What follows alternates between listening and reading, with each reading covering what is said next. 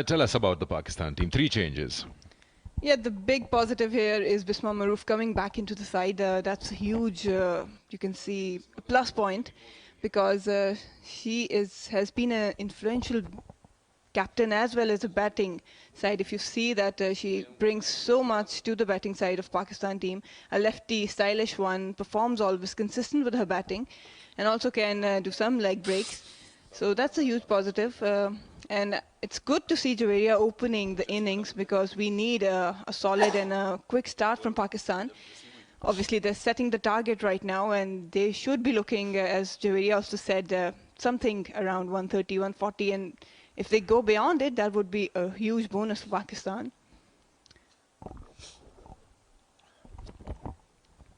Yeah, Perry from the far end. That's the Kinrara road end. She's bowling over the wicket. Nayad has had most of the strike up till now, and she's on strike in this second over of the match.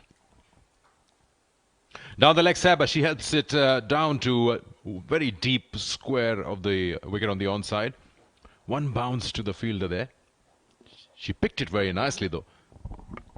Yeah, if you remember, I mentioned in ODIs that Nayad tend to sweep the fast bowlers also, and she did it. Would have liked to go much front of the square to just get that boundary. There was an option, but lucky for Australia, it ended straight in the hands of the fielder. Well, definitely Lenning going with a different strategy today. Decided to bowl first. Wide ball. You see, this can be a ploy as well from Australia. They will bowl her middle in leg if they also have noticed that she likes to sweep the fast bowlers. If you notice, that shot was placed on the bounce to that fielder, placed exactly. She didn't have to move at all to the right and left. So loving to play a shot is good. Having control of it is very important. Either clear the fielder or play to the left or right of her. There you go again, middle leg, but no run. Nice. Oh, misfielding, rare misfielding. This should be a couple of runs here. In fact, wow, have a look at the timing on that.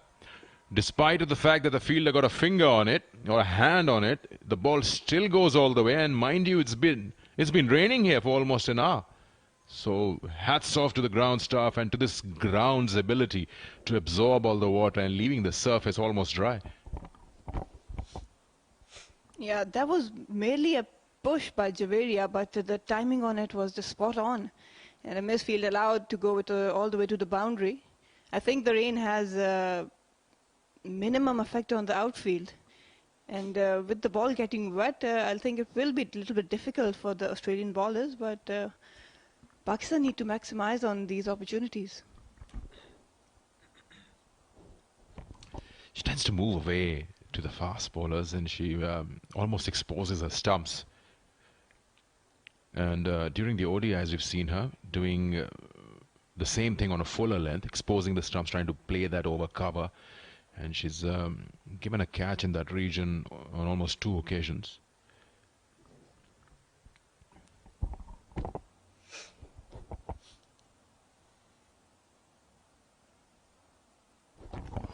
Oh, that was some extra bounce there. Real good bounce, and that surprised Javeria as well. In fact, Healy couldn't glove it properly either. Yeah, definitely. Perry just doing what she does well. And it was you can say, spot-on bouncer. Good line and a good pitch. Just rising up the ball on the batter. And as well, Healy just lost control of it. I just love see Perry doing it. She's so much control in just bringing those short balls in to her bowling. With a good pace behind that ball, mind you. She's not a medium pacer.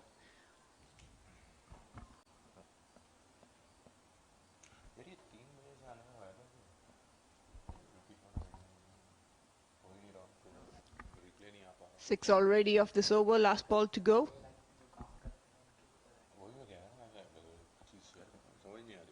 That's been beautifully played down the ground.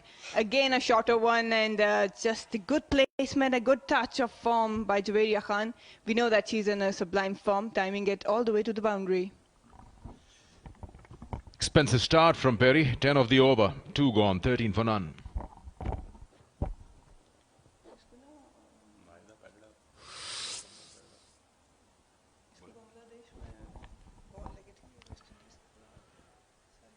Australia unchanged and winning the toss and deciding to field first. What could be the reason? Let's hear the cricketer. You are next to me, Marina. Australia won, most importantly. If they win this, they win the series. They've chased, they've batted first, results have gone in their favour. What could be the reason today? Well, I think they're pretty happy with the way this squad has been performing, especially this playing 11. And they have good combinations. They've worked out on their plans as a bowling unit, as a batting unit. And I don't think there is any change needed if all things are going in your way. So that would be the strength. They don't like to make sudden changes. They do allow their players to just hang out there, do their work.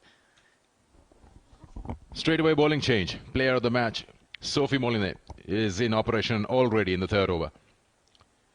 Nice flight given. Beats Nahida Olenza. Yeah, right on the money, Sophie. She would have a huge confidence just behind her back, getting the player of the match, 4 wickets already. This time connects. Oh, well fielded that. Oh, was a sure boundary on that occasion, but diving to the right at mid-off. Brilliant work done there. Yeah, that's Villani. She's an excellent fielder for the Australians. They all are, but Villani does tend to have doing some extra bit of work, and you can see that a definite boundary, a good shot by Nahida. But that's what Australian make it so difficult for the opposition. They tend to cut down the runs in so unexpected manner that it's difficult for the batters to get away with it.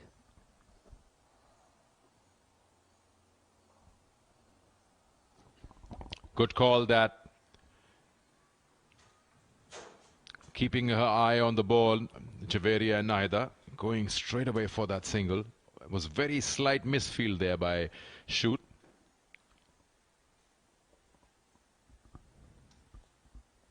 She's been slightly late on the shot in the first 2 deliveries, Nahida.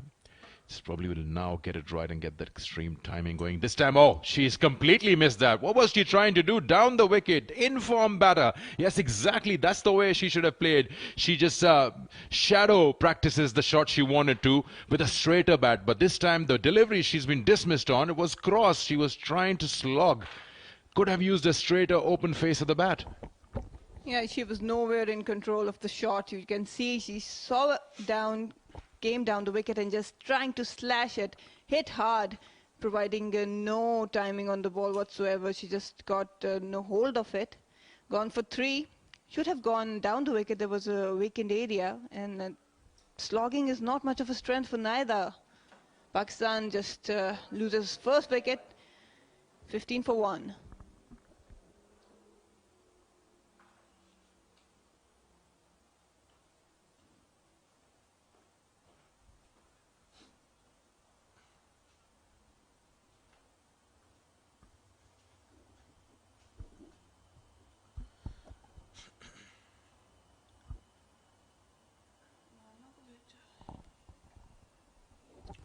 Straight away, Molyneux is amongst wickets in the very first over.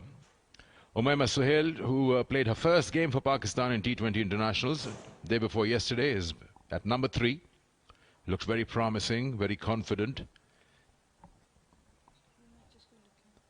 Been promoted.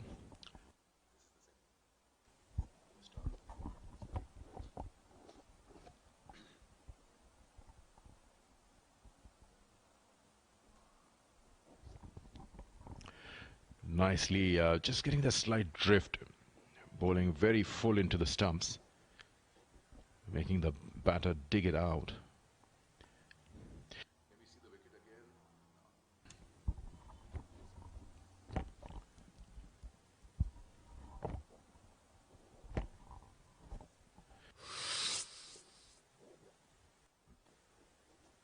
That's the only wicket. Bowled by Molyneux. 3 of 9 deliveries. She, actually, Marina, she practiced that shot with a straighter bat after she got out. But look at that. She came down very well to the pitch, but then the angle, look at the face where the bat is. Where is she trying to play that? Yeah, I think that was a premeditated shot because that's not Nahida's strength. She can play on the offside. Can sweep, but not this one. She was nowhere near the ball, and that shot was definitely not on. She could have played it down the ground with a straighter bat, as you said. And she's been a brilliant form right now, did contributed in the last T20. And I had a chat with her. She was very positive. She knew that she played well. Nice looking shot and very well fielded. What a fielding performance from the Australian fielders. This surely has been another great effort stopping a boundary there. Yeah, Kimmins just diving full length. Again, stopping another definite boundary. That's what Australia, I was talking about as a fielding unit. They're very strong. Well, that was a slog of the bat by Javeria. Lucky to get away with it.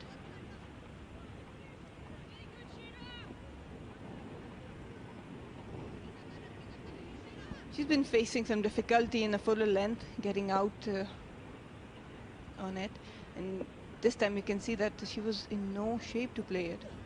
Ah, that was a slow full toss. Javeria just had no idea of it, missed out totally, but lucky enough again to get away with it.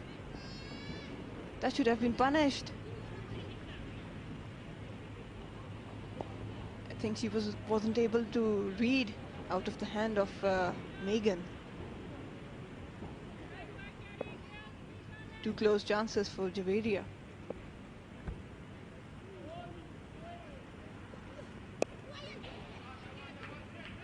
Well, that was a very, very risky run. Had it been a direct hit, I reckon that Umaima would have been in trouble. Taking on the fielders, Australian fielders, and that was a good call, but I think that was just straight in the hands of the fielder. Yeah, had it be a direct hit, that would have been curtain for Umaima.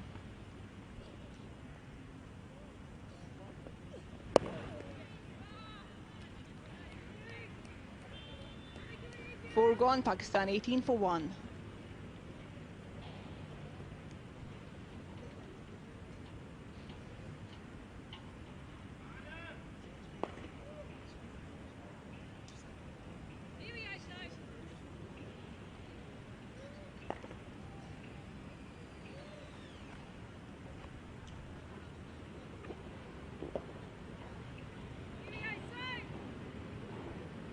Mesmerizing scenes from Kinrara Oval under the lights. Pakistan and Australia, the second T20.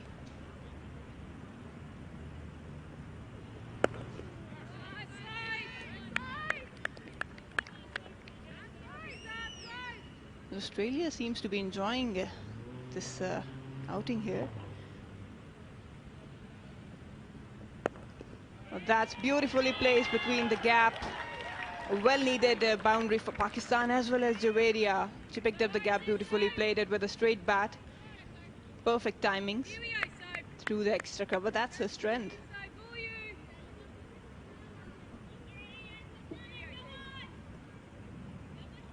Yeah, full face of the bat, full swing. Javeria has been in a good form. She needs to capitalize on it. Pakistan needs her. They're setting up a total. They need to be playing attacking cricket.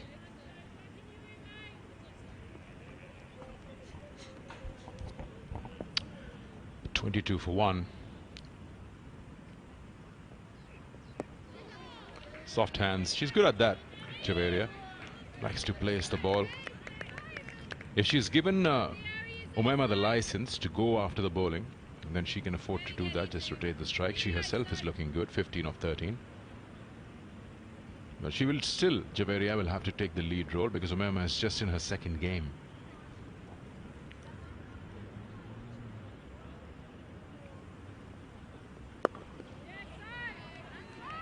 Right on target. That's so good. You know, from the very first ball, Moline has been targeting the stumps. She's not just making it easy by any dimension for the batters.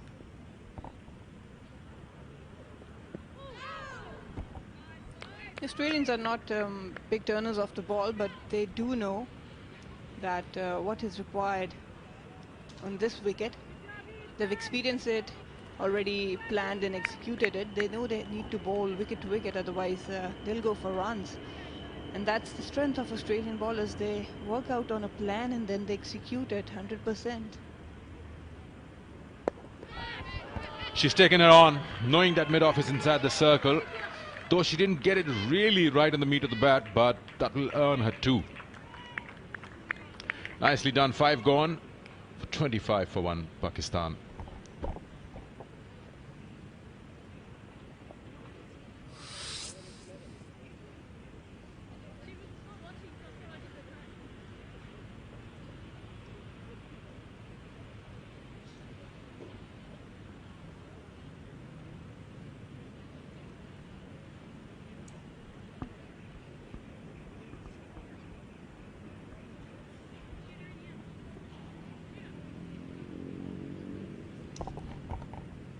That's the story up till now. It's the second T20 international between Pakistan and Australia here in Kuala Lumpur. This is a day-night game.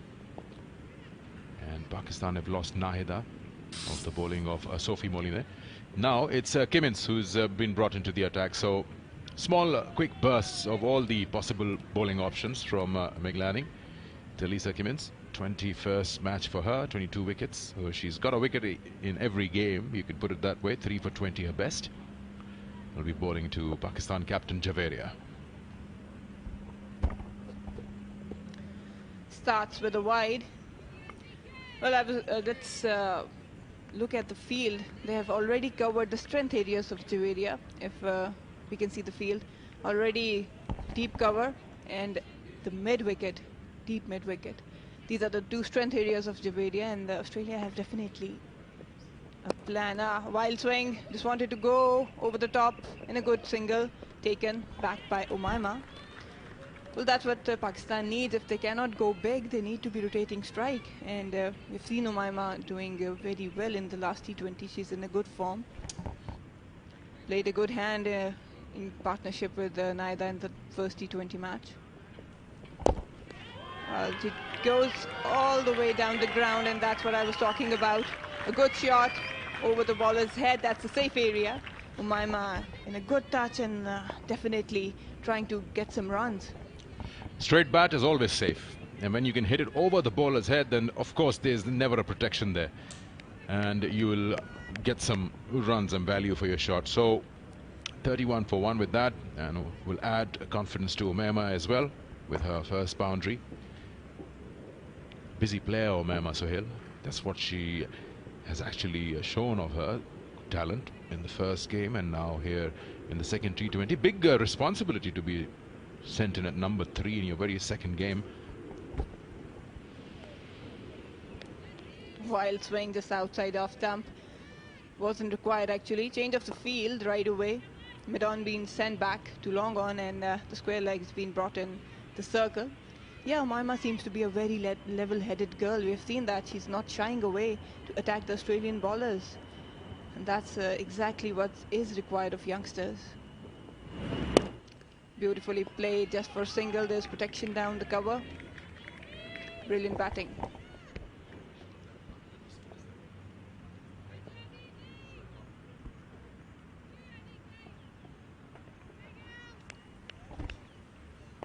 Seven runs already off this over. Expensive starts for 2 bowlers already. Perry and Kimmins. That's a good sign for Pakistan, taking them on. They're setting the target, so they would go all out with an attacking mode.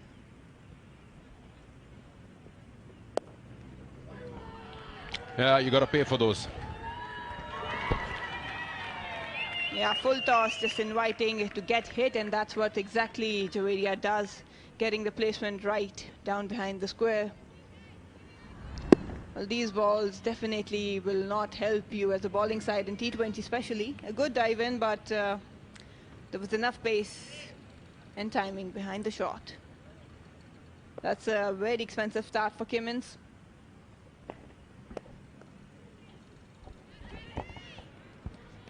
Well, I think that was a wide, but Javeria just managed to put some bat on it. 6 gone, Pakistan 36 for 1.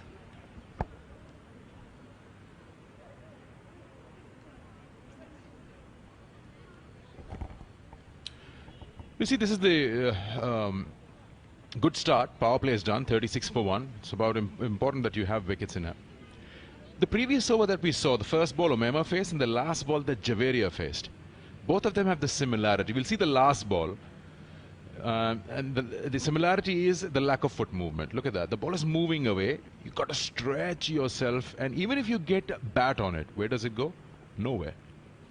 So if you want to chase something like that, probably you want to use your left leg as well. Otherwise, you will never be in control of your shot. I'm sure they know that more. Work hard to reach it.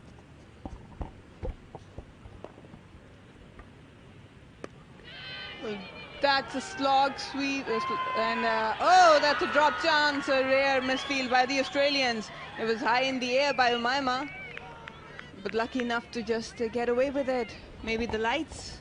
Yeah, it's not that easy. You can lose the ball in this sky, which is just having the sun setting down here. Don't see any other